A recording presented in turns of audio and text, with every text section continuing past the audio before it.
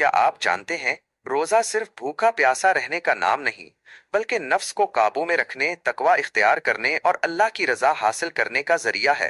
रोजा हमें सब्र और शुक्र सिखाता है। क्या हम इस नेमत का हक अदा कर रहे हैं? का जरिया रोजा सिर्फ जिस्मानी इबादत नहीं, बल्कि ये रूहानी तरक्की का भी एक अहम जरिया है। ये इंसान को अपने नफ्स पर काबू पाने और अल्लाह से कुर्बत हासिल करने में मदद कर की तरबियत। रोजे के दौरान भूख और प्यास बर्दाश्त करना इंसान को सब्र की तरबियत देता है। इसी तरह नेमतों की कदर करना और अल्लाह का शुक्र अदा करना भी रोजे का एक या रमजानुल मुबारक में रोजे रखना और तौबा करना गुनाहों की मुआफी का जरिया बन सकता है। रोजा सेहत के लिए मुफीद। तिब्बी नुक्ता नजर से भी रोजा सेहत के लिए बहुत मुफीद है। ये जिस्म से जहरीले मादों को खारिज करने और निज़ाम हजम को बेहतर बनाने में मदद करता है। रोजा मुआशरती हमदर्दी का जरिया।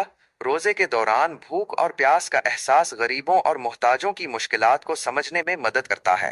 ये मुआशरे में हमदर्दी और भाईचारे को फरोग देता है। उम्मीद है कि ये मालूमात आपके लिए मुफीद